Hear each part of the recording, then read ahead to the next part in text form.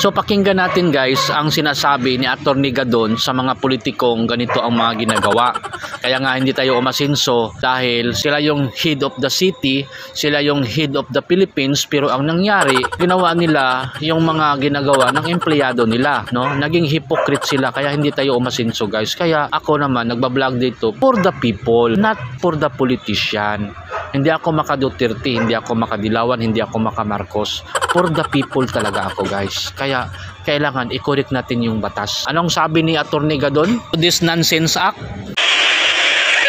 Hoy! Huwag nyo gagawin niya na magpaka-plastic kayo, traffic. Eh, nagka-traffic ko. Diba? Huwag kayo magpapaka-plastic na kunwari pa-traffic kayo, mga ulol.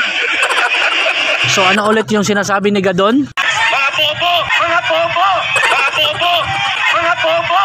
Ops, hindi ako nagsabi niyan ha. Si Gadon.